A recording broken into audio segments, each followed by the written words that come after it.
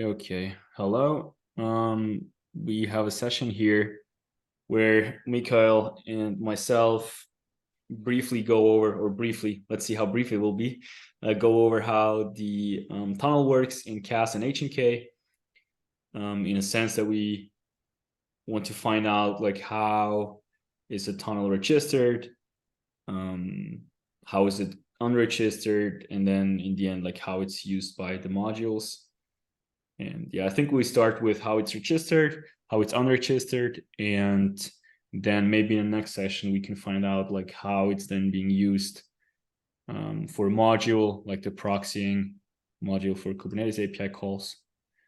And yeah, I think it probably makes most sense if you share your screen, Nico. What do you think? Mm-hmm. And then I think like we can start with, because that's also important, like, if we only have, let's say, two KAS instances without any Agentk, they need to register themselves as well, so that in the end we can find tunnels, right? Because only one KAS instance has a tunnel to a specific Agentk. So whenever there's a request coming from a user, we first need to find the gateway KAS instance to route for, right? Sounds like you can record the meeting by yourself. You know all the things already. So there's this document which is Yes. quite well high level. It is up to date, but on the low level details, it's outdated. Yeah. But it's kind of the diagram that was there from the I mean, probably day one, Mhm. and yeah, there can be one or more KAS instances, and there may be a single, let's say this is agent num ID1 and this is agent ID2. So there may be one replica, like in this case, and there may be two replicas, one replica again. And they may be connected to the same instance, like, but these two are connected to different instances. And actually one replica can be connected to multiple KAS instances as well, because it's an implementation detail how gRPC manages TCP connections, and it can open multiple TCP connections, and the load balancer may send those connections to different KAS instances. So yeah, basically any number of replicas connected to any number of KAS instances, or maybe to the same one. Yeah. I mean, I read this document, and also there at the very bottom of this, there's also like a more detailed. So here, yeah, here we have a graph for a call, but then if you go further down, even. Yeah, this is the sequence diagram. Exactly. This is the routing of a request. And there's And one then which blah, is, blah, blah, low level details. yeah. And then this is it kind of reflects the implementation structure.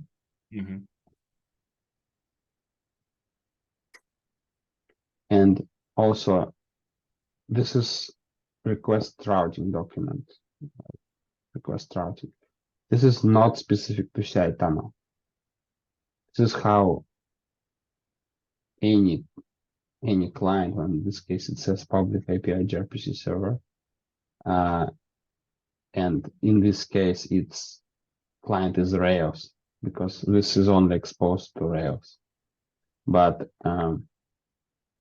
it can be the Kubernetes API proxy that's part of KAS talking to this thing. So it accepts an HTTP connection, and within the same program talks to a different server using gRPC. And then all this machinery is identical. So, for example, we could implement a gRPC API on this server to, I don't know, make a certain request to Kubernetes, and only make it available to Rails. And this will use the same machinery as Kubernetes proxy, but we can expose it in a different way or have any logic on top of that proxy layer. Also theoretically, well, not theoretically, we could proxy something else, not necessarily Kubernetes API server. Agent K could talk to a local, well, not local, to anything in the cluster or outside of the cluster, maybe even, and then we can proxy that and make it accessible inside of KAS, and then somehow expose that to Rails or even to the verb somehow, you know. So we could, I don't know, expose a local port on some IP inside of the network, make it available to external consumers. If we ever need this feature, that such feature would use the same machinery. So it's basically I would say maybe two logical layers. This reverse tunnel layer, this is the plumbing, and this document is about that layer. But then there is also another document, and that document is the Kubernetes share access. It's the first feature that use the tunnel. We call it share tunnel, this feature, but it just talks about kind of product side of things and how it works from the user's point of view. And now here it talks about the low level details and API and blah blah blah. And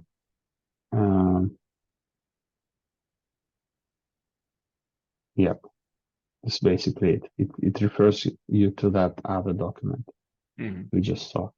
So you see, this whole feature is built on that underlying layer. And we can also see this in the module structure. So for others who are watching this, almost all of the functionality in the agent and KAS is split into modules. And this is the reverse tunnel module, the first document, the lower layer. And this is the Kubernetes API proxy that sits on top of this, architecture-wise, you know.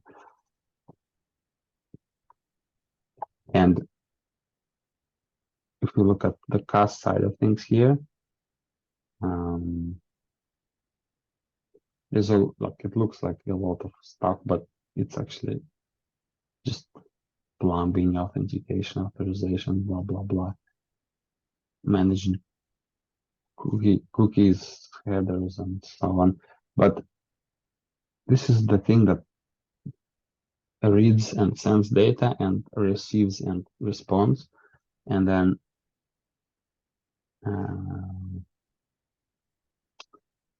it's like a generic thing that helps you to serve inbound HTTP and turn it into outbound gRPC.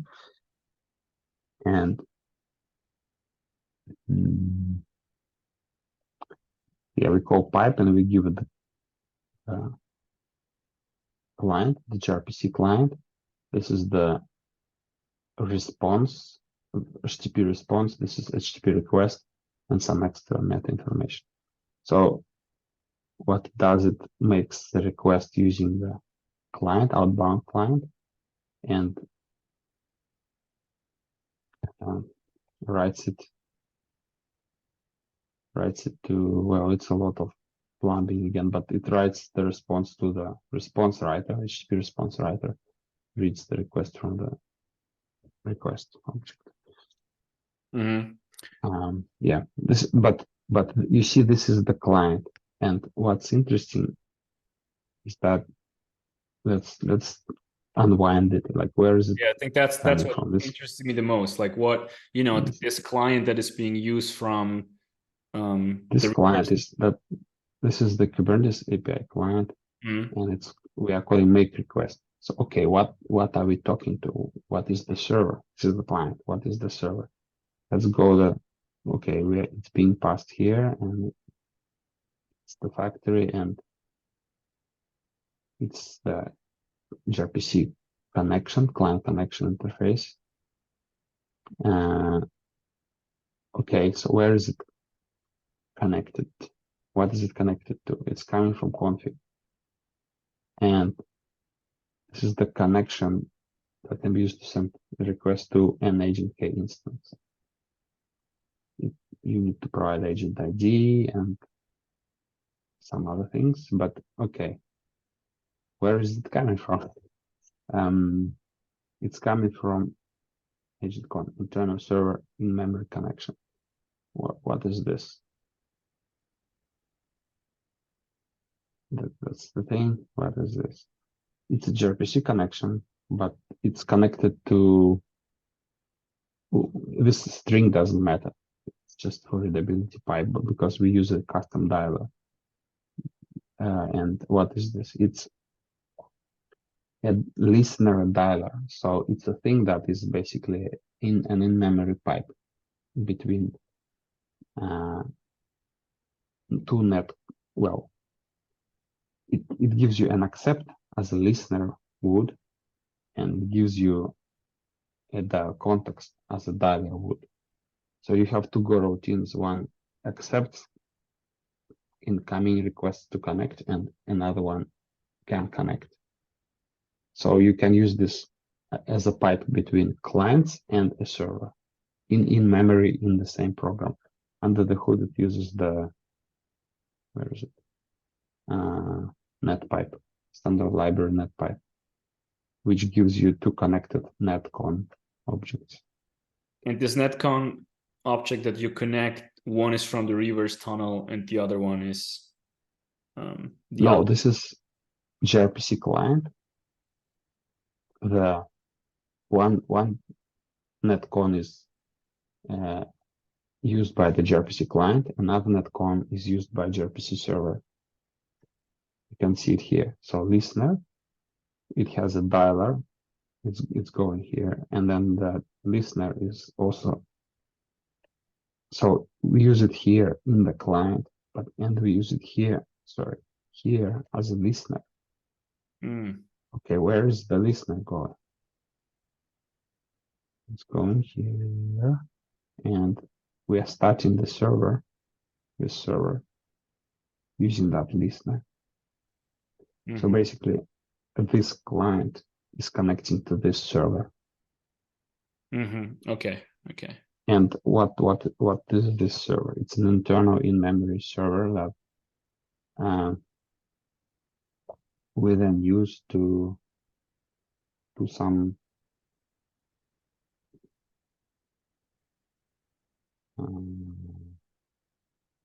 we should use it somewhere. Yeah, okay. We use it for request routing. And this is creating a new router. So for routing, we have, as I said, as it is described in this document, we have multiple KAS instances. So the first KAS that accepts a request, well, this is actually connections from agents, but it's more about this request. Again, this is an example with Rails in mind, because when this was designed, we didn't have CI tunnel in mind. I mean, the sequence diagram below basically shows that, no? It basically... Yeah, here it's not a user interface or not CI job, it's GitLab as a client. But it's actually kubectl running in CI, for example, or Helm or whatever UI, making a request to Kubernetes API. But again, here it's not exposed as Kubernetes API, it's exposed as just a gRPC endpoint that does this certain thing. You get list of running pods.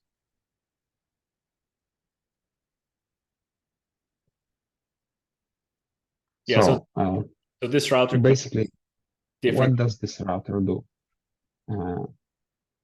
It has two parts.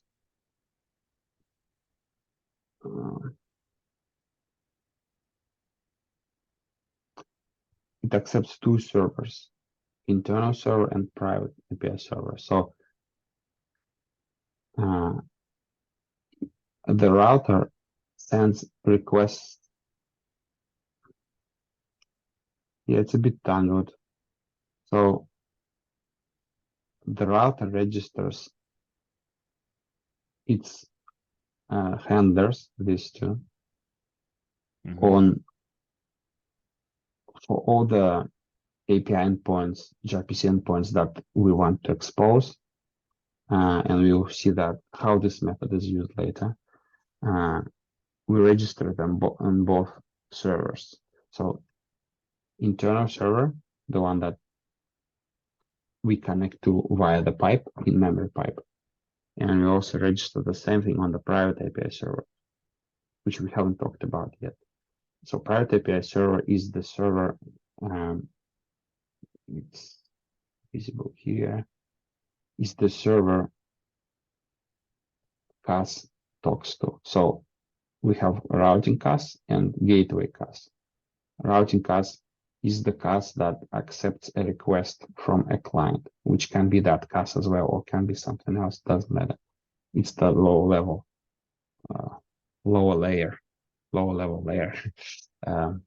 So this client is something that wants to access an API endpoint on the agent. The whole purpose of this lower level layer is to expose gRPC endpoints on the internal, well, here it's on this internal gRPC server as if they are, so that the client is calling those endpoints as if they, the client is talking directly to this server, actually. So basically,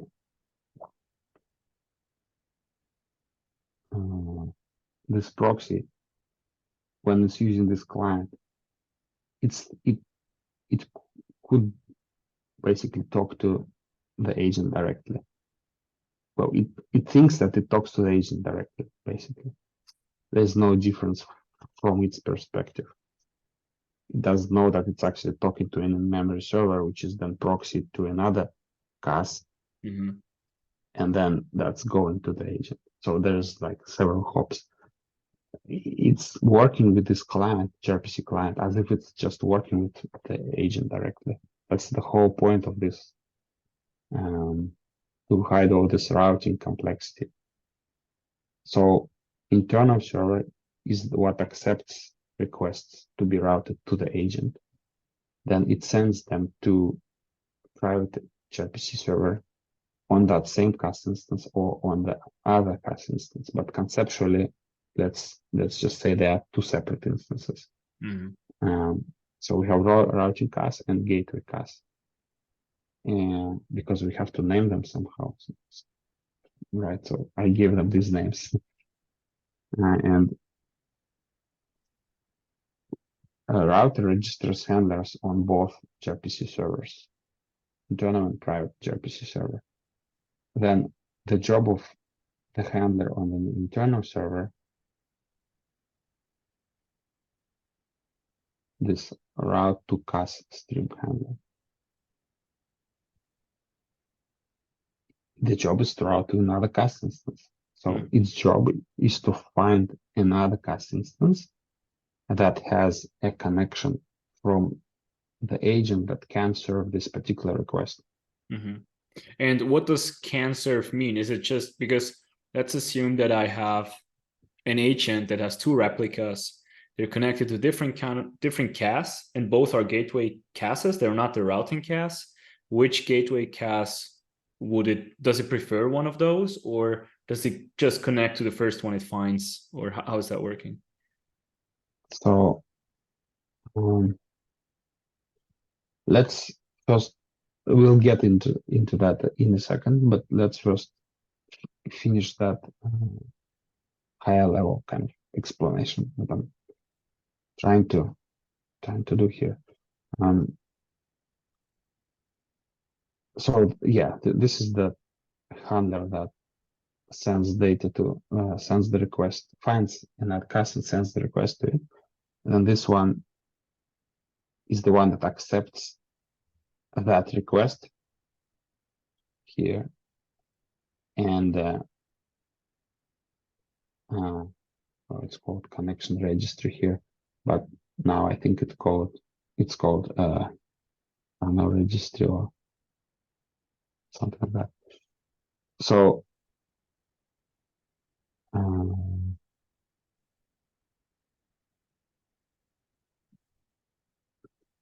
its job is to, well, it's not documented. Its job is to find this connection from an agent on this KAS instance, on itself. You know, do I have this connection? And it's looking for it. And then once it finds it, it says, "I am ready." It sends a response here to the routing KAS saying, "Hey, I have a connection for you." Okay. And then this routing KAS, it actually has some logic to. I can just open it, and this is what you just asked: how it finds like which KAS to talk to. This KAS stream forwarder.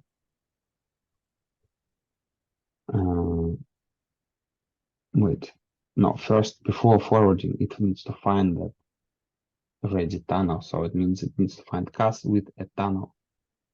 This is happening here in this method. So new tunnel finder. We create the finder and we call find. That's how it works. And this find but going to be yeah, we are going into detail, but it was just interesting. Finder, and we find, and it finds it. That's the explanation. So first it connects to itself. It connects to this routing KAS is also a gateway KAS because they're all equal. They're all equal. So first thing it does, it actually connects to its own private gRPC server. That's what this thing does. Then, well, there's like a finite automata here, basically, that goes through different transitions, but it writes different KAS instances, and it also keeps spotting redis for new URLs to connect to for this agent ID. And then it eventually, well, not eventually, but it connects to one, and it can immediately reply, "I have no tunnel to this agent ID, but I will keep looking." So we keep that connection open. Then we connect to another one, if there is another one, and that KAS instance can say, "Hey, I have a tunnel already." Then we cancel this first connection because we just pick any one that is ready. Whichever is first, we use that tunnel because it doesn't matter who is first; they're all the same. And you can only occupy one. Like if an agent has a connection to a KAS, can this only be occupied by one request, or like does gRPC then basically like it has multiple TCP connections and you can use the same tunnel multiple times because gRPC handles that for you, or how's that working? Well, a single agent replica can have 2 to 500 logical gRPC connections. So up to 500 streaming RPCs in flight. Okay. And how many TCP connections are used is up to gRPC. Okay. I think it's actually typically just one connection to a single IP. But I guess if we had more IPs exposed, because KAS GitLab.com is behind Cloudflare, so you always get a single IP with Cloudflare, as far as I know. And because of that, I guess gRPC just opens a single TCP connection because it just doesn't need more connections. But if we had more IPs, maybe it would do more. It may do more for some reason. I don't know. I haven't dug into this. It just works. Okay, but I mean, theory is. But conceptually, yeah, it can have any number of TCP connections, and it multiplexes the in-flight RPCs across those TCP connections that it has open. Yeah, so we just use the first KAS that responds, basically, with a matching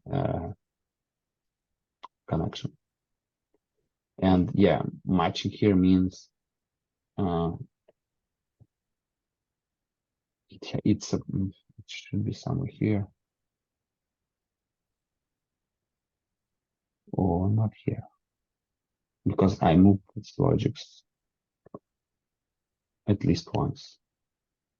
Yeah, so this is where we, in a separate Go routine, try to connect with backoff to connect to KAS, this particular URL, and then open a new stream and yeah, wait for a reply. Either it's a no tunnel message. This is basically a way for the gateway KAS to tell this routing KAS that, like, immediately that, hey, you're asking about this tunnel. You're asking if I have a tunnel with this agent ID, but I have no tunnels right now. But as this I said, can be when the cache is wrong or get disconnected, or that tunnel has been used already, or any other reason. But it just says I have no connection right now at this very second. But once it gets a connection, if it ever gets that connection from an agent, it will. This one is still waiting here, so it will immediately say, "Hey, I have a tunnel ready." So you see, we are waiting for either no tunnel or tunnel ready. So if it says no tunnel, then we basically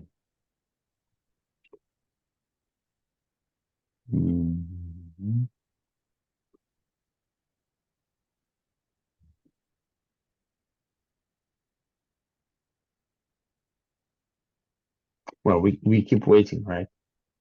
Because it can immediately say tunnel ready, or it can first say no tunnel and then it can say tunnel ready. So this basically blocks until there is a one of the responses. Yeah, not one, but first this or that. Because you see, if we get tunnel ready, we return that sentinel error value. So here, if we see that sentinel value, we just know that this was just returned from here, so that this visit returns from the call, basically. It's a way to make it exit this visitor. And then we just fall through because it's an expected error. We do this on purpose. And then we continue because it's all good. We found the tunnel. Yeah, so it's not really an error. Well, it's not really an error. It's called poisoned pill pattern. Well, poisoned pill is usually used to stop something, but in this case, well, it actually is. Yeah, it's because of the visit interface. Yeah, it's just visits until there's an error or it gets an EOF, but we want to stop earlier than EOF. So we have to do something. So we just return an error and then we continue. And here we actually grab a local mutex, check that we are the first. If some other Go routine has already started streaming to a different KAS instance, then this would be set already. Mm-hmm. If it is set, we return. If it's not set, then we're still holding the mutex here below. We send the connection, send the message saying, I'm starting streaming to you. Like routing KAS sends a message here from the internal server to this private server saying, I'm going to send you the real request. Yeah. And in that, when this receives it, it actually starts sending data to that to agent K via that reverse tunnel. Because before that, it didn't actually use anything. No data has been sent to agent K. It just took the connection from the pool that established a tunnel. It took it from the pool. It said, I have one for you. But then this can just abort, right? Because it found the connection somewhere else already. So in that case, this would put the tunnel back into the pool. It can be later used, or it can be used by another KAS instance, or even the same KAS instance. The other routing KAS instance for another request. So yeah, tunnel is like, if it's not used, then it's put back to be used a bit later. Okay, sorry.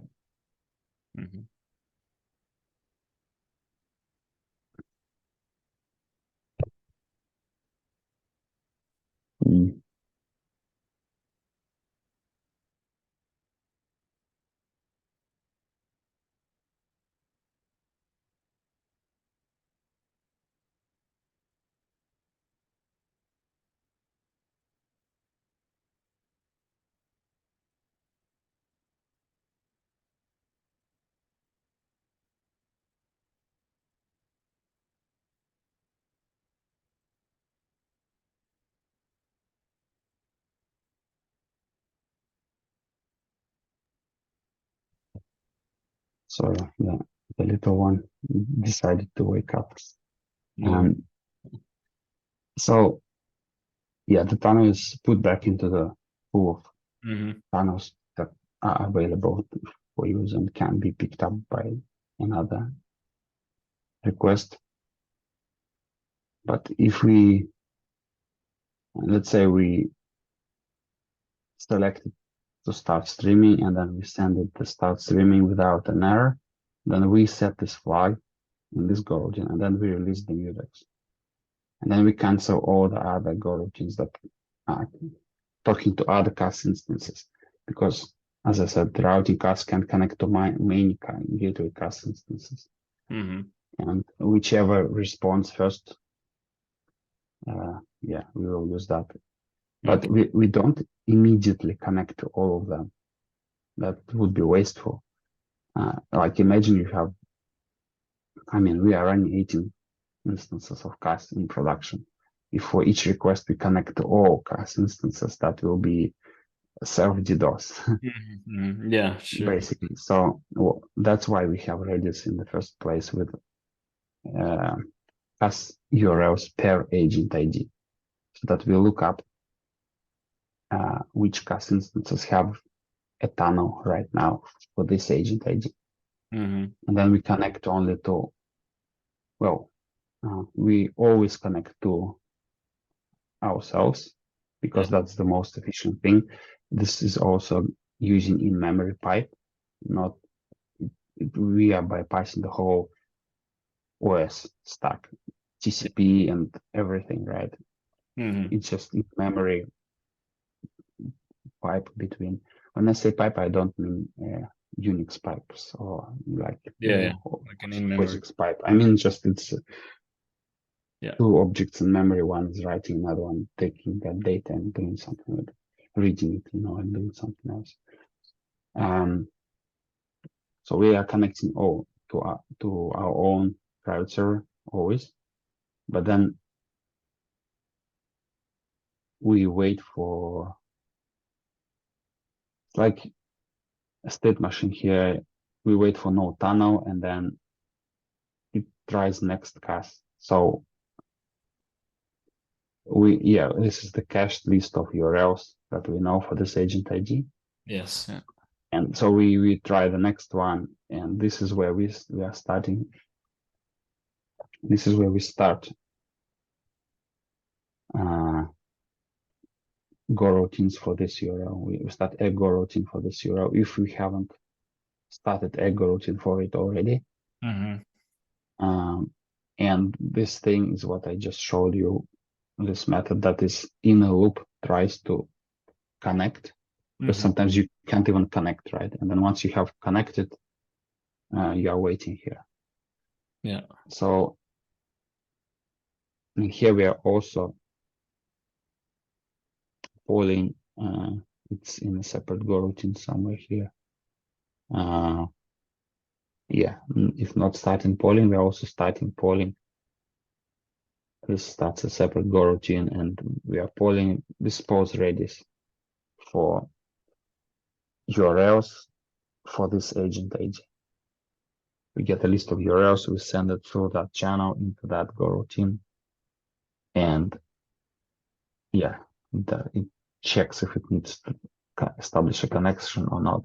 Then also, if we have started the go routine for a KAS URL, and we also have a watchdog timer here, that if we haven't heard from that KAS for any reason, after 10 milliseconds, we are going to where is it? We are going to see if we need to try another KAS instance. Okay. Well, we are going to try it if we have one in the list. Like this thing iterates over the URLs. Latest URLs known to have a tunnel from this for this agent ID. And KAS URL is coming from a Redis list of URLs for this agent ID. Okay, and the Redis, connecting to Redis is implemented in this tunnel querier. Like that's the only point where we, here, and then the polling, which will populate the URLs. Or for all the URLs that we're getting, we're sending them to the URLs channel, and then in the for loop below, we get them up. We are assigning it to this variable. This variable, it's just a list of strings, list of URLs, and we use that variable. You see, we don't define a new variable here. We are mutating, reassigning this variable, and this closure uses that here, and we are looking through it and seeing if we are connected to it already, then continue. If we are not connected, we are trying it and returning from the loop. And then resetting the timer. And then if that was the very first time we didn't connect to a KAS because, for example, we ran out of URLs to try, we start polling here. Because sometimes you have a list of cached URLs and you connect to the first one and you get tunnel available message. How's it called? Tunnel ready. And you don't need to start polling. So it's an optimization. We don't poll if we don't need to poll. Yeah, and this is we only, like, this code here is per request that we want to make. So if we want to connect to agent 1 and we found the KAS, whatever, and then this connection, response from Agentk or Kubernetes or whatever the module does, and then right after we have another request coming in for the same agent, we run this entire code again, finding the correct KAS, although some stuff may be cached in by Redis because the request before found the KAS instance and whatever. Is that correct, or? Almost correct. We do run this whole code again, but as I said, we have the URLs for this agent ID cached here. Yes. inside of the query. So Mm. we do not need to go anywhere. We don't talk to Redis. Yeah. Yeah. We have it in memory of the program, and we Uh-huh. just try these URLs. Okay. Can you show the And cache URLs? What does it do?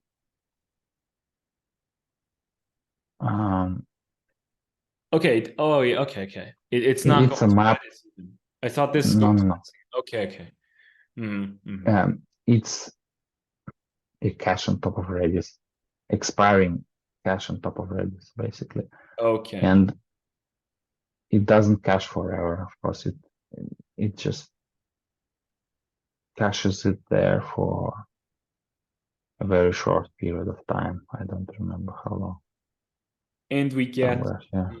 and we get new connections because we have a pub sub to Redis that updates the No, this functionality doesn't use pops up. It probably should. Actually, I think there is a issue for it. Oh, Okay. there was an issue for it. We can actually implement this using Mhm. pops up. Okay, so it Uh, poll like it actively polls. yeah, it polls. Also, this is aggregating query. You see, it's yeah, this is where it's actually discarding the Okay. expired Mm-hmm. cache so that we don't consume all the memory. And what's the period there? Um, Period? Is that like seconds or minutes or? several minutes, I think, Okay. but I don't remember how many It's minutes. okay. Like I was just curious about. Five, 5 minutes. Okay. And if like if one um connection is ending up here and like is this expiration date being updated by someone in case the tunnel is still active, or does it always expire and we always have to like recreate it? Or Well, we have used up the tunnel. There's no more tunnel. If we picked it up, sent the request and got a reply and closed everything, that's it. Tunnel is done. The agent establishes a new one. Well, it okay. has up to 500 tunnels, as I said. It always ensures that it has at least some number open. Uh-huh. So there are always 3 tunnels unless you have reached 500, basically. Okay. In practice, I got some Go routine dumps and there are 70, 80 tunnels concurrently open in Okay. those dumps. So Okay. it depends on your workload. But I just wanted to point out another thing here. This is aggregating query and it's doing by aggregation, surprisingly. What kind of aggregation? Imagine you have, as it typically is, Helm and or maybe kubectl that does discovery concurrently, and that's dozens of concurrent requests for the same agent ID. And if we don't have it in the cache, what is going to happen? We're going to start, I don't know, 20 polling Go routines, and they will eventually find the tunnel and everything. But why pull already is, 20 from 20 Go routines if we can only actually need this data one time, right? So that's what it does. It deduplicates the data, the polling basically. That's what this. That's Okay. why it's called maybe start polling and maybe stop polling, I see. because yeah, if we are the first to look for this agent ID, we will start polling, and if we are the last, we will stop polling. And once we get data, we call the callback. But the polling actually, you see, it gets the listener object for this agent ID. If there's no one polling already, we create a new one, add it. Yeah. Yeah, Okay. but if there is someone polling already, we just use the same listener and we just add a consumer to the list basically here. Mm-hmm.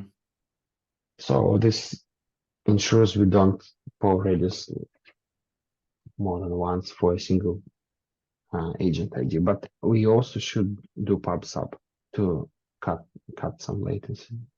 Mm-hmm. Okay, but yeah, I think it's that part is clear. Well,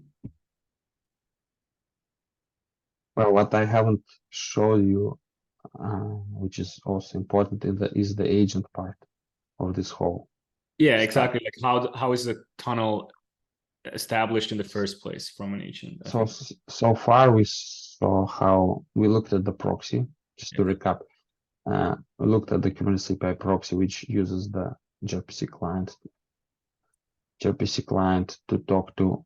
Well, this diagram doesn't apply. It uses the client to talk to internal. Here, I was imagining that we will use the gRPC server and the gRPC client to, like, Rails talks to that KAS to make a request. But instead of that, we have an HTTP server here, and this is, let's say, kubectl. Mm-hmm.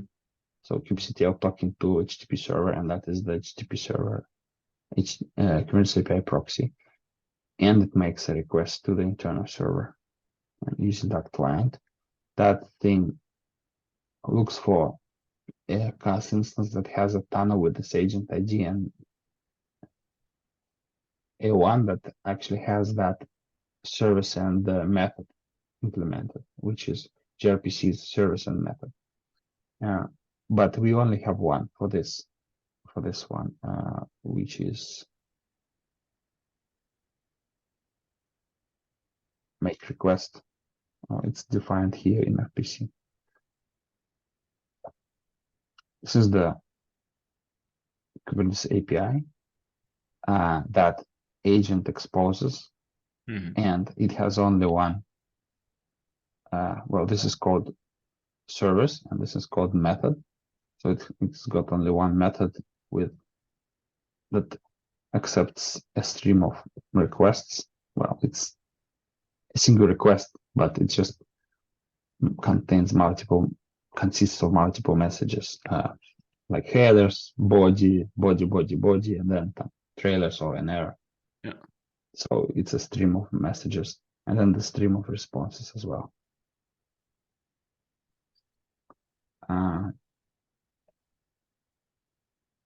And so basically, when we are looking for the agent connection, the tunnel, we are not only looking for the agent ID, we are also looking for the service and method. And this filtering is done somewhere. I don't remember where, but it's done somewhere in the router probably. Why is this important? It is important because suppose you want to add a new method here to, I don't know, call service, whatever. No, let's say we want to call a service in Kubernetes, not Kubernetes API, but a service inside of the cluster. Let's say by name. So we can add an RPC here, and we can say it's not HTTP, it's TCP. We don't care if it's HTTP or anything. And we can expose this using some API, a gRPC API or a TCP socket maybe, or whatever, to Rails or to an external consumer. So we don't know if a particular customer had upgraded to the most recent version, and if they have this RPC. So looking for just agent ID is like, we are going to send a request, but it will blow up because there's no such method on this service. Okay, interesting. Yeah. Right. So we are looking for an agent that implements service and method. And is the service, like the service information, automatically shared by gRPC, or is that something that we have to do or implement ourselves? Yeah. Yes, we do that in. Let's go now. I think now is a good time to have a look at the agent side of things. So this is the module for the reverse tunnel, the agent module for the reverse tunnel. This is the And very basic, like, underlying code of opening up a tunnel, right? Mhm. Okay. Mm.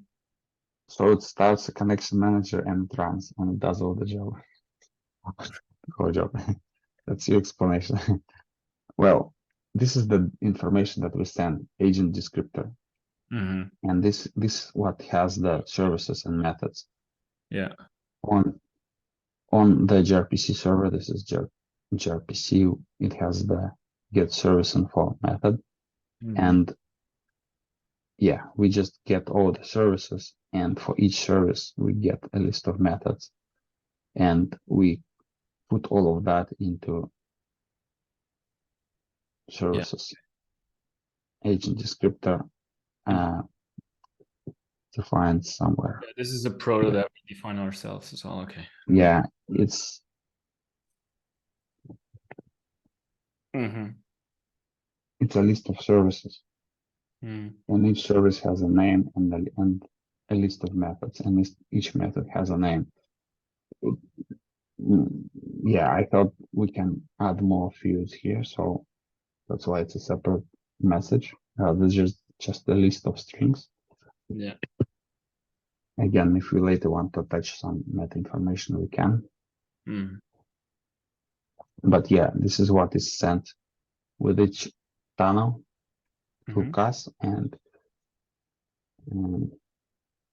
I now remember where this filtering happens. Oh, and here the max Happens. connection is the 500 that we've been talking about as well, right? The max connections, is that Yeah, okay? comes from here. Okay. And we also scale up by 10. So if we have fewer than 2 idle connections, Mm-hmm. we go up by 10, not by 1, but by 10. And then we use them. As soon as we hit 1 idle connection, we go plus 10. Uh-huh. And they're basically like, once they have been used, they are destroyed, no longer there, and we basically decrement, or it's Yeah, basically, yes. okay. And this happens in the connection manager. Mm-hmm. Connection manager manages a pool of connections in their life cycles. Manager of connections manages connections. So first things first, we start the minimum number of idle connections that we need. And it's just a finite automata, basically, that ensures that there is at least minimum number of connections, Mm-hmm. minimum idle number of connections in the idle state.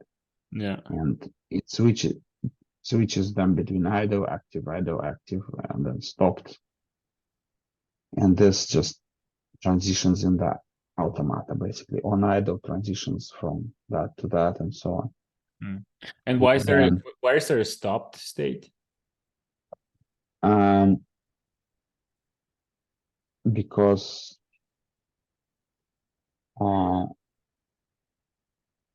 to detect incorrect code and to detect incorrect usage of the API. Well, it's the same thing, but also Mm-hmm. Okay. there was some other reason. Yeah, here we have kind of deduplication of decrement because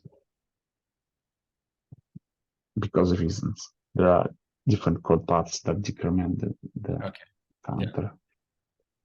And that was the best way to do this, to just deduplicate it like that. Okay. And this is the connection manager, but it doesn't know anything about the connection apart from it manages the number of connections. Yes. And it gives a connection which is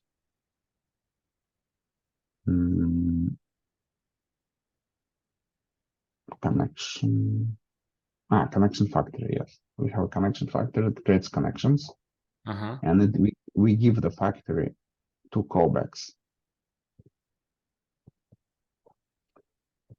on active and on idle. So factory creates a connection that calls active, on-active, and on-idle callbacks on the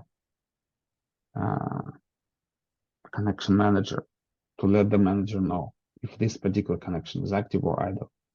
So the manager can account for, what's happening and start new connections or whatever, do its job.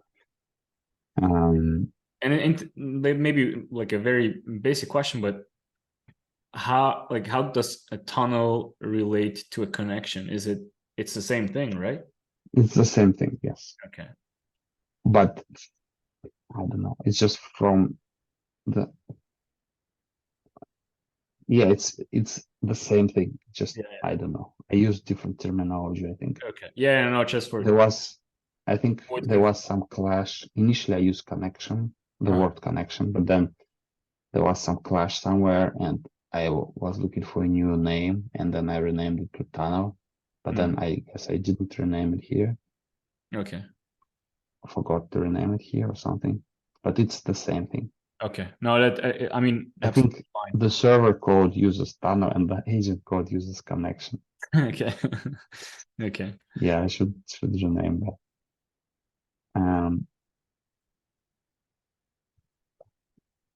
Oh, okay. Let's look at the connection itself. So that's the connection manager. It accepts a factory, and that's the factory. It's just a function that creates that connection.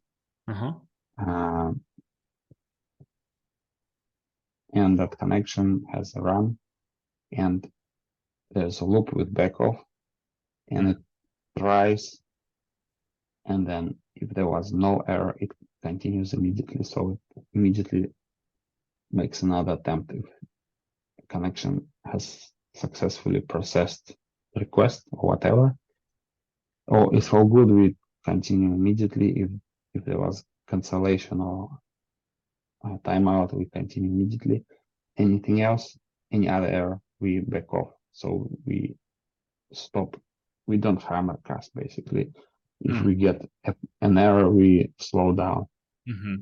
So, but in this case, like we said before, that whenever the connection is being, or the tunnel has been used, it will be, it is destroyed basically. But here, it looks to me like maybe I'm missing something, but it looks to me like it's just being reused. The tunnel on the server side, like conceptually, the gRPC request, gRPC stream is done. There is no more stream. There is no more tunnel. Yeah. So this connection object is still there, yes, and it's gonna try again. So I guess there is a difference with this gRPC request, which is, by the way, we can look at the proto definition of this thing. You see, it's quite big. Yeah. So the reverse tunnel, this service that the server exposes, the reverse tunnel server. Is that what is being called in the attempt method we saw before? Yes. This is what we call, and we have the request and we have the response. Yeah. And the request contains the descriptor, then the header of the request, which is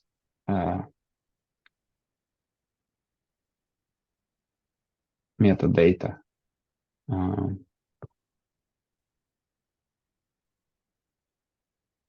Metadata for the like what to call, or metadata about the agent itself?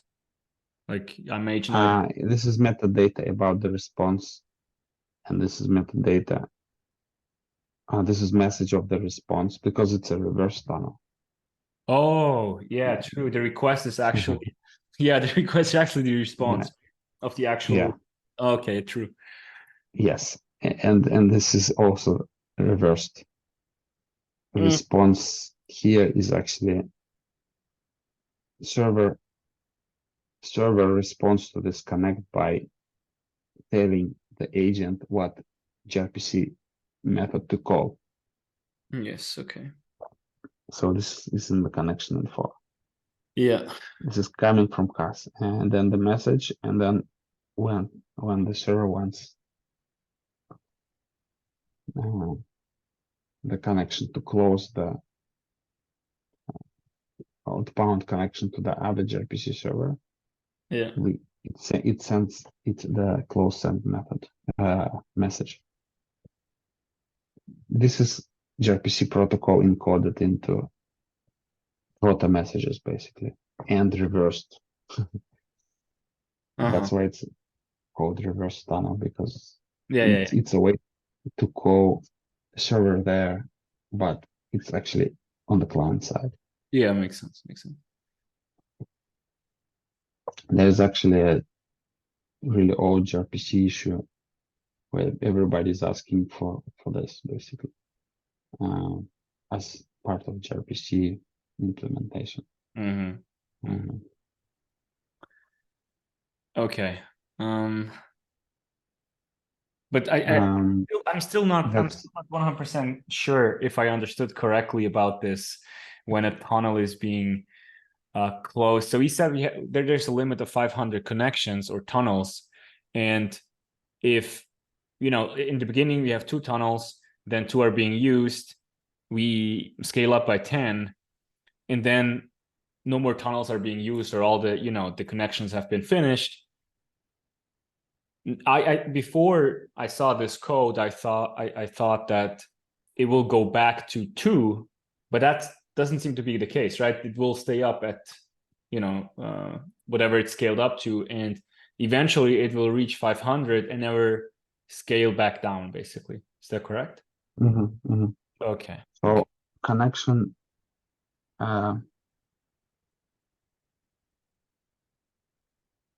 so these will just be like logical gRPC tunnels that stay open. It's just like a memory thing. Network wise, there won't be any activity. There's no like open like 500 TCP connections, right? It's like one TCP. There may be 500 gRPC streams, gRPC. up to 500, but they may all be on the same TCP connection. Okay. Or maybe on more TCP connections. I don't know how many gRPC opens. So, where is that directory?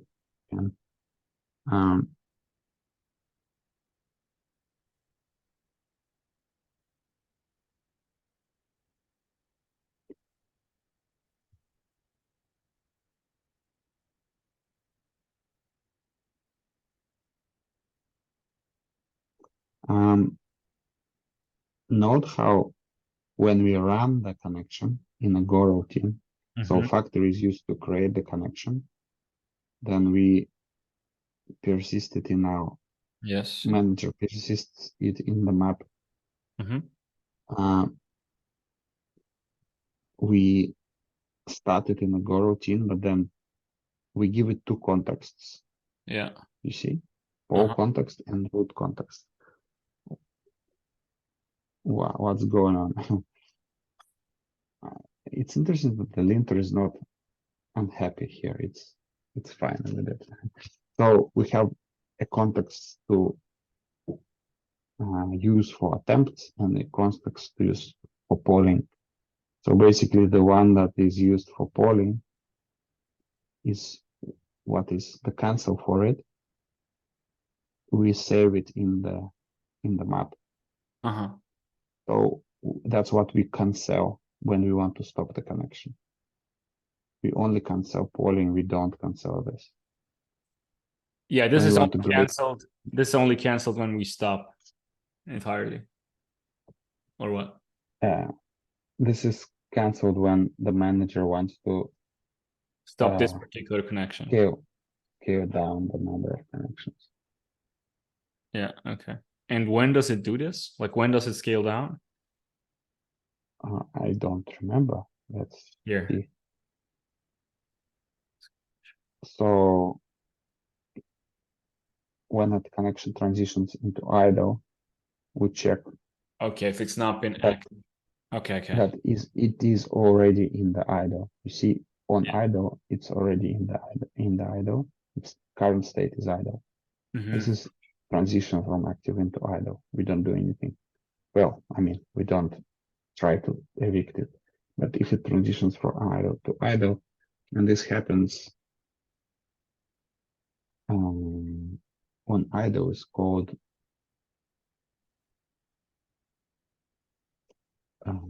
here. So when an attempt is done, Yeah. it is always called, even if we Okay. haven't actually handled anything. Yeah. So it will then Like, scale down, right? Because if it's been inactive yes, for this, we saw the time comparison yeah. there. So Okay, makes yeah, sense. so idle to idle transition, it means we were idle and then we are idle again, and time has passed already, and we cancel polling here. Mhm. So Okay. this is executed synchronously here, right, in the defer, and that attempt goes out of the loop here, continue immediately, but Paul will check the context, and we have just canceled it. So Mhm. this is here, continue immediately jumps to this loop, Mhm. and it checks the done. So this will immediately exit. Yeah. So this run will terminate. So yeah, that's how scale down works. Mhm. Okay. Makes sense. Okay, yeah, let's continue with the attempt then. I'm interested in the connect call and like how then we sent, the description and everything, right? Yeah. This basically is like, establishing a tunnel with a Mm-hmm. KAS instance. Mm-hmm. And KAS, So, like we are being connected to the KAS instance that is given us to by, the GitLab load balancer or whatever. There is no KAS specific logic for which, like if the load balancer is bad and we are ending up at the same KAS every time, KAS wouldn't rebalance anything, right? no, but it will just send traffic to you Yeah. via this KAS instance. Yeah, it Okay. can't do any. It can't move a TCP connection that it has to somewhere else. Okay. Yeah. So yeah, we can agent connects to KAS here and sends the descriptor, information about services and methods. In the future, we could add more information here if we need to. Yeah. Like, notice that we do not have any versioning information. So we cannot break backwards compatibility, but we can always introduce new methods or extend existing methods in a backwards compatible way. Yeah. And we can always, it is safe to call a method, and then all this machinery will handle the case where the method is not present. Nothing will blow up. We will just wait until an agent shows up with that method implemented. Yeah, if the customer is running an old version that doesn't have this method, well, they will get an error. You can't do anything about it. Yeah. Okay. Yeah. I think I see the tunnel connection clash. So I think the tunnel is an established thing inside of a connection, right? At least from what I see here in the attempt. It looks like, a tunnel is only a tunnel if you've been connected over a connection to an agent, right? Does that make sense? You mean this established thing? Yes. Probably. It's hard to name things, and you see, I know. But if we have a mess here. Yeah, if you have to call this connection the struct here tunnel, then like what is what is this exactly. client, right? It's the tunnel client or whatever. So, but okay. Yeah, and then we have a streaming connection there at line 93 again, right? With yes, we just wait for KAS to send us the request info, and that will contain the information. And at that stage, we transition to active because we got a request that we need to proxy. Well, not proxy, send to. It's also an internal gRPC server. We have two internal gRPC servers, one in KAS and one an agent. They are not the same thing, obviously. Mhm. It's here, right? So Yeah. we got a request, and we need to make that request to that server. Yes, And and this is where we connect to that internal server. I mean, create a new RPC. Yeah, but where do we now in this new stream, do we dispatch to the correct module server, or what is this internal server con? I'm wondering, like, how does it end up then in the Kubernetes API module from here? So this is a client connection. Uh-huh. Well, as you can see, to this internal gRPC server. It is also an in-memory, similar to what I showed you, well, identical to what I showed you in KAS. This is the same thing, an in-memory pipe between the client and the gRPC server. And we are making an RPC through that pipe. Let's first look at the client side, then we can go to the server on the client side. Yeah. Because we have everything inverted, we need to call the server that's running in the client. And that's what it is. So here we connect to that server and pipe the data.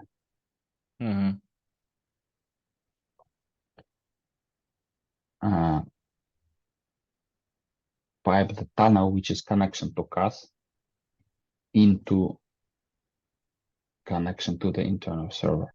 Yeah. So basically here and here, like this visit, we haven't talked about it. It's reading from this gRPC stream. And these are callbacks for the in a one-off field. Let's just look at the concrete. This is for the state machine here, or Yeah, it's a state machine encoded in these are called annotations, I think.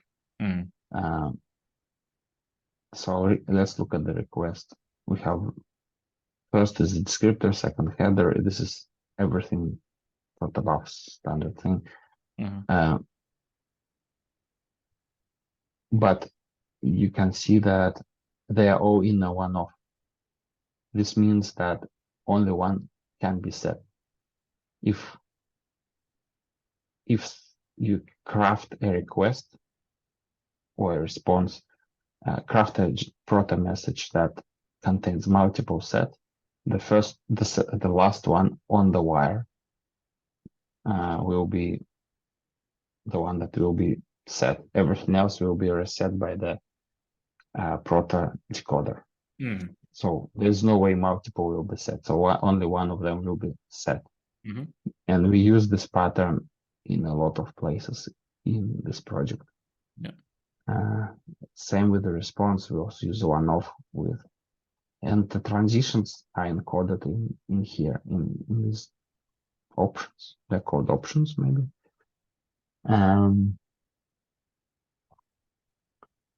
So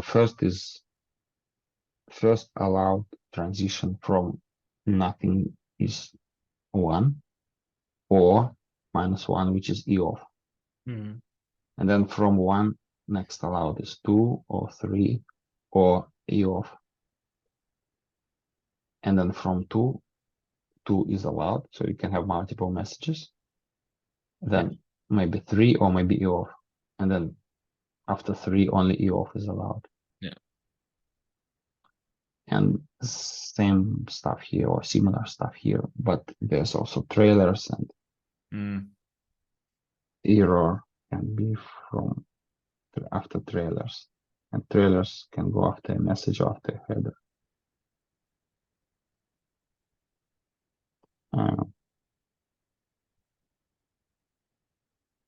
So visitor basically goes through messages, fields in that one-off, and calls these callbacks depending on which field is set in a one-off. So if it's the first field, which is the request info, requesting for. Number one. Mm. Number one. This callback is called with that requesting for. You can also see the types here. Oh, yeah. Nice, correct types. Some reflection magic. Yeah, that's really cool. Yeah, it was really convenient to have all that. I mean, the purpose of this whole stream visitor is to enforce the correct behavior. So we define what messages can go in what order and in the profile using this automata, and then it is enforced by that visitor basically when reading from the stream. And this visitor is used not only here in a lot of places actually, and it's defined in in automata in this package. The proto for it, yeah, that defines extensions on fields and extensions on one-off. This first allowed, and yeah, you can read the doc here. It's I've never implemented them, but looks yeah, it's not very common to use them, but if you look at the validator that we use, like this comes from the validator. This is the thing the validator defines. You have to come up with random high number and use that as the ID. Okay. Literally, the spec tells you random high number between this. That's the range. So, and then the code for it is somewhere here as well. In visitor, you can look at all this visit magic using reflection, and calls the callbacks using reflection. Yeah, and there's a lot of validation in the options somewhere. Options. Yeah, there's a lot of validation here to ensure that function has correct signature and so on and so forth. And yeah. Yeah, that's some nice code. Nice functionality. Yeah, it was very convenient from the beginning to, instead of in each place tracking the state of, okay, I got this message.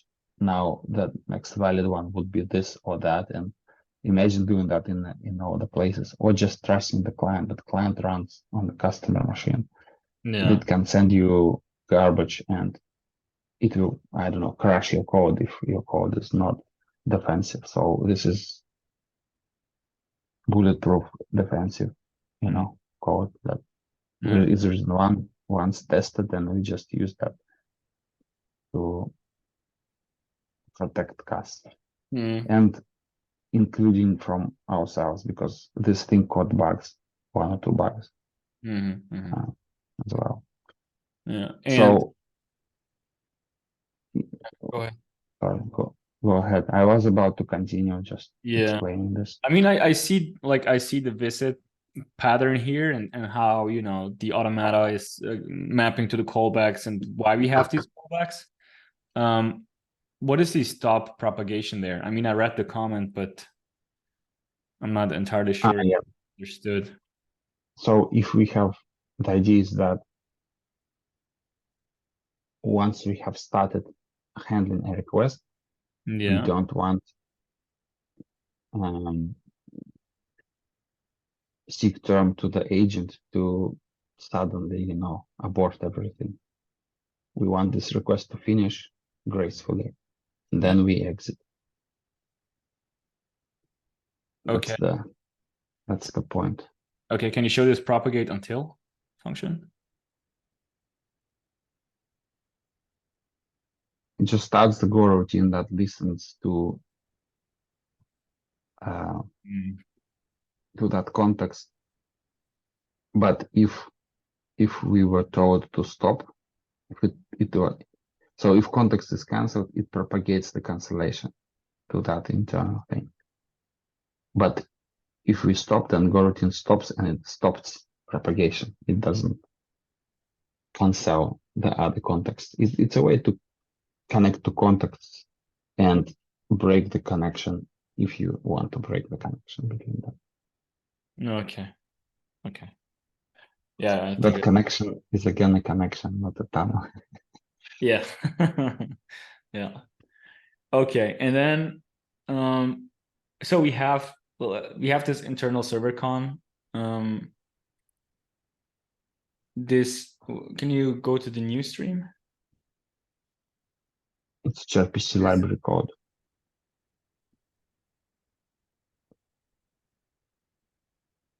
We are just Okay. establishing and streaming RPC to the server, just calling a gRPC But method. how do we how does it map to the correct server? I mean, the server is implemented in like Kubernetes API module, right? The proxy module.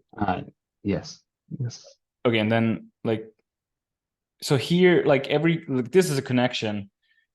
Okay, yes, let's go and look for where this is coming from. It's coming from the factory. Factory got it from here, and here we got it from here, internal server connection, and here we got it from there. It's 1, 2, 3, third. Internal server connection. Okay, let's. It comes from this file, up internal server, and that is the con. And again, you see this the same pattern. We have that listener that is both a dialer and a listener. We use it in the client construction. Again, pipe as the dialer, and we use that listener here as a listener, and we use it as a listener for that server, and that server is this server. So we have a client connected to this server via an in-memory pipe, and that server, we put it in that field here of that struct. Let's trace where this is going after that. I think that's the only place it's going to. Construct modules, just like con, by the way. Yeah, so I think the argument. piece I'm missing is we sent the information about the like the agent descriptor with the service name and the method name. Where does it use that? Where's the dispatching of this? Well, that's where we are going right now. Okay. So that is the server. It's going here, and it's going into the mod agent config.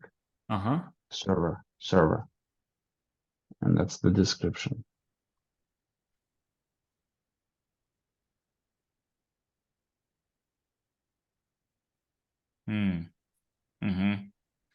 So, okay, where is it used? It's used.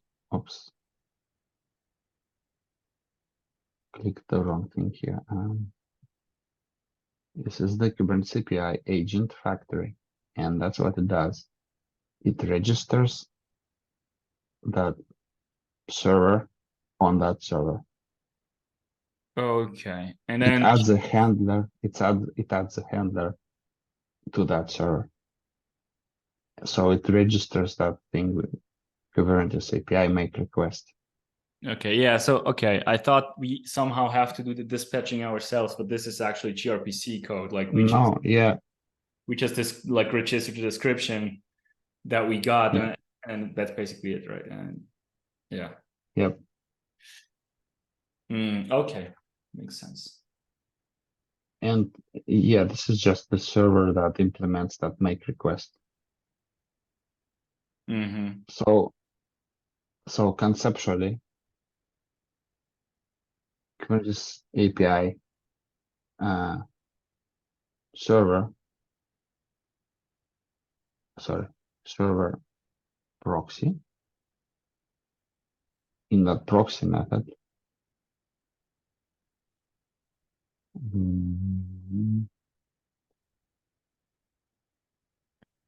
before that, no, where is it?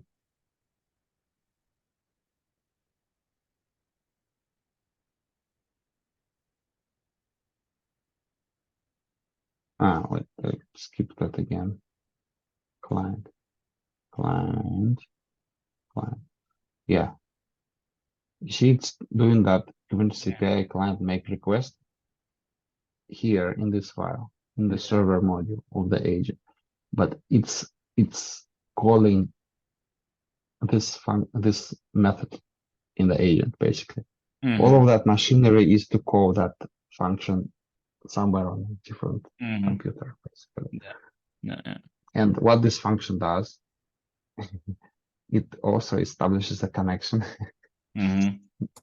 but to the Kubernetes API server. Yeah. Okay. And it does the thing, and then does gRPC. Yeah, all that piping. There's I don't know how many pipes between all those servers and clients, but okay. I think it's clear so far. I think the only major thing that we haven't touched on is how an agent is being registered or persisted to Redis and these, this tunnel registry code, I think it is, that, once we connect it to, once a connection or a tunnel from Agentk connects to KAS, KAS will persist that in Redis. And yeah, I think that would also be interesting to see.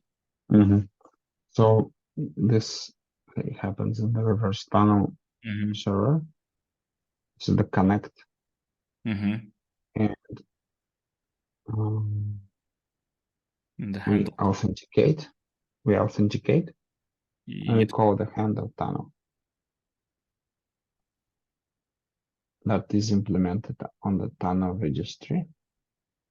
And we get the description of the descriptor. Sorry, we get the descriptor. Yeah, the agent descriptor. That is the agent descriptor. Again, it's good to wrap messages like this because extensibility. We can add things there. And then that descriptor goes into that tunnel, and then we register the tunnel.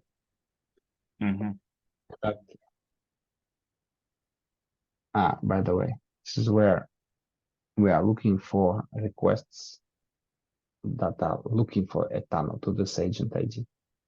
Find requests by agent ID. See, if we have an incoming request where some other class is waiting for a tunnel to this agent ID, and this agent ID satisfies that request, it supports the service and method, then we just, without even going to Redis, immediately give that tunnel to that.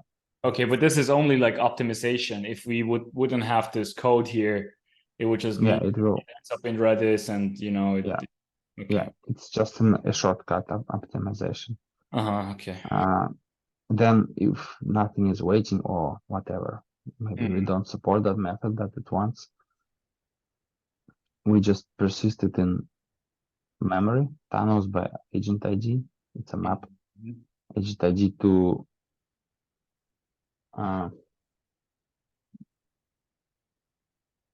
it's a set basically of tunnels where it's just a pointer to a struct. Each tunnel is a unique pointer, so it's a set. This is to conveniently iterate over the set by agent ID and delete that in a O1 operation as well.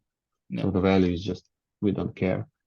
Then we also have just a list of all the tunnels. And then we also have a by agent ID map of or set of all the find requests for tunnels. Okay, so we just registered in memory of this KAS, and then we also need to register it in Redis. And that's what tunnel register does. Tracker. Okay, this is the agent tracker then. Agent tracker. Redis tracker is the implementation of the register, and tracker is the thing that can register and register, and but also we have a querier. Okay. So it's a kind of a write interface and read interface, basically. Because this tunnel register uses only the write interface, register and unregister, mutative operations, and the router uses the read interface when it's looking for KAS, looking for tunnels, looking for KAS with the tunnels. So we have two interfaces implemented by a single thing, and it has all the state in memory, but also it uses the tracker to, what is it?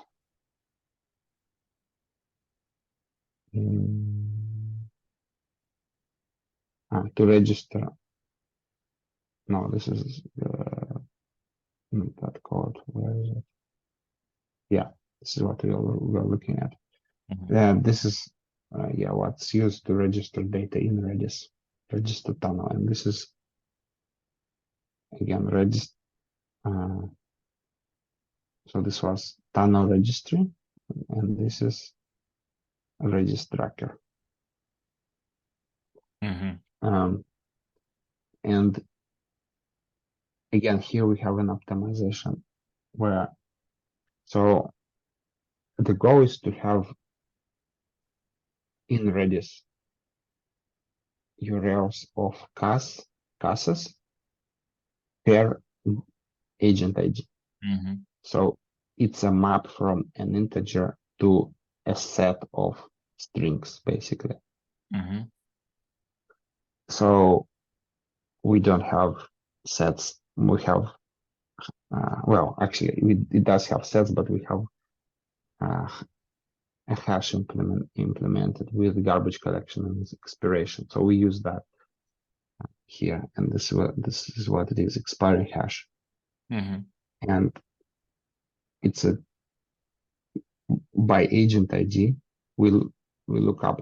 It's actually not a single level hash; it's a two-level hash, right?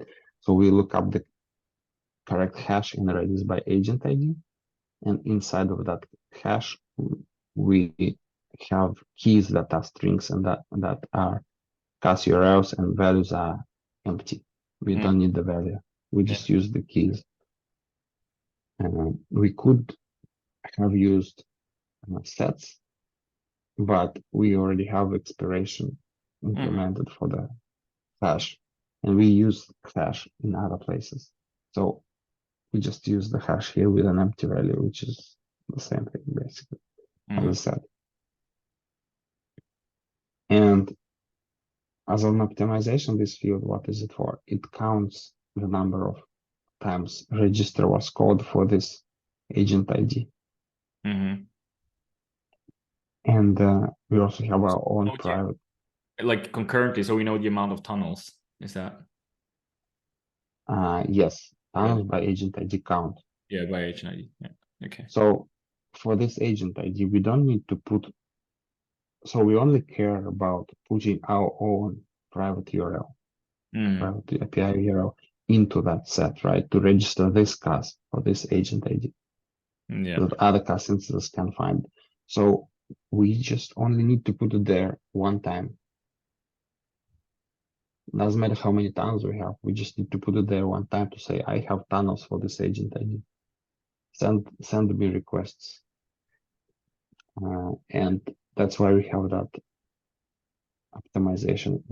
It used to actually track every tunnel in Redis, but we don't need that. It's a waste of everything, CPU and network and memory. We just need to register this URL for this ID one time, and unregister it one time when there's 0. So that's what we do. Register tunnel, increments it. If it's 1, it's the first one. Let's set it. And the unregistered does the opposite. If it's 0, it actually removes it. Yeah, makes sense. Otherwise, it just decrements it. And yeah, and the read interface, which is what we saw in the router remember it has the URLs by agent ID. Mm-hmm. It just scans that hash, and for keys in the hash, look, it doesn't look at the value at all. You see, this callback doesn't use that. Yeah. That hash key is the URL of a KAS instance, maybe another one, because we are just reading from Redis. Whatever is there, we just return it to the callback. That's how this thing is implemented. Mm-hmm.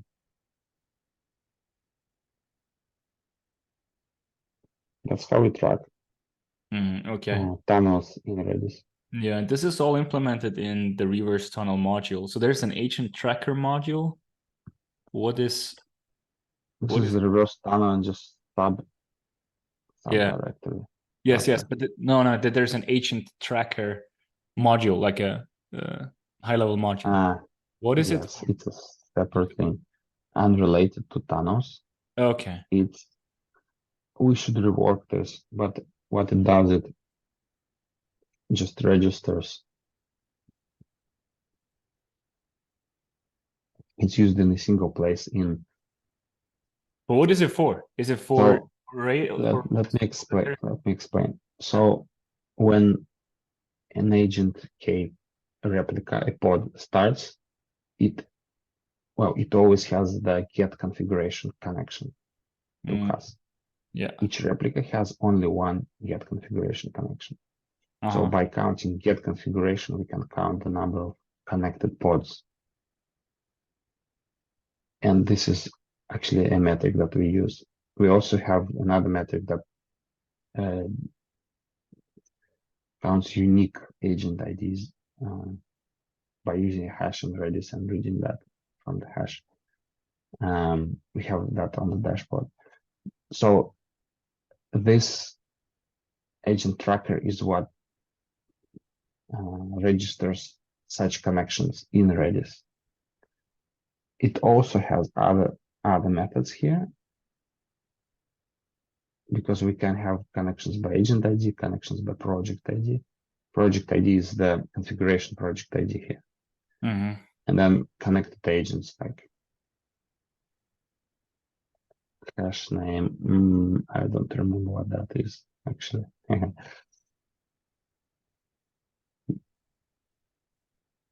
I don't remember what this is for. But when you go to the UI and open the agents list, you see that some are green and some are red, connected, not connected. UI asks Rails about connected agents, and Rails asks KAS by calling one of these via gRPC, because we have that server here. Get connected agents. Yeah, so this is called by KAS to find out which one is connected to which one is not. So we need to rework that to send more information, and we should stop abusing the get connection call and instead use a dedicated RPC for that. And there is an issue for that. There is a long discussion, and we have figured out how to do it. Of course, it's not a problem. It's just conceptually where to best put it. And have figured this out a long time ago. We just never implemented this. We should do it. Okay. Decouple that from get configuration, and also rework this API, by the way, because there's some inefficiency there. I don't remember. That's what this method, that's what this module does. Implements this API for Rails to ask KAS about the connected agents. Okay. And in terms of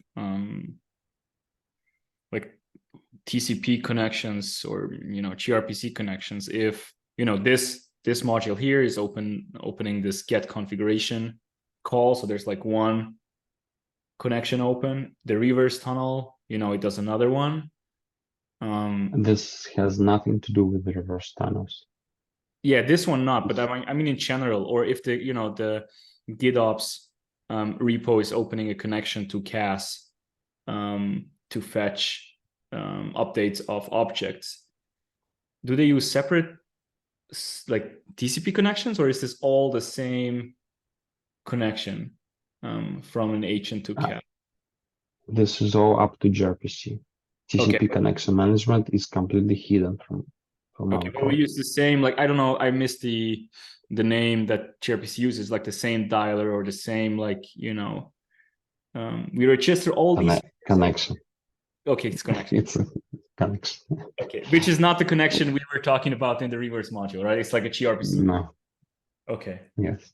Mhm. gRPC, it's gRPC client con or something like that. So one agent replica has one gRPC connection, which may, and many modules may use this, like the reverse tunnel, the Yeah. agent tracker, whatever. Okay. Yes. Okay. So it's constructed here in app somewhere. Construct KAS connection. Here we go. File options, blah blah blah, and then we either wrap it in WebSockets or not, and gRPC div context. That's what establishes that connection.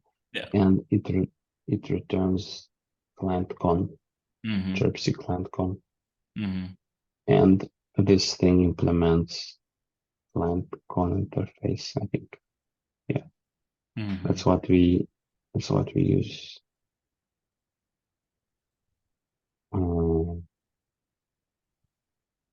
Where? Somewhere. Yeah, it's what we use Anyway. in the reverse tunnel and stuff, right? That's Yeah. I remember in the visit there, when we get the request info number thingy, the request info, whatever we open. Yes. Okay, cool. Yeah, I learned a lot from this. It was quite a I lot. think we have covered, if not everything, most of it, definitely. Yeah. Without going into too much technical details, like with all that low level stuff. Yeah, very nice, very nice. I'll check the docs once again to see if anything doesn't match to what we've seen in the last, I don't know how long it was, an hour or more, almost 2 hours, and update the docs if there's anything wrong. Yeah. Cool. Thank you very much for taking the time. So it's already late for you. We can stop here. Maybe okay. yeah, good. I'll stop the recording.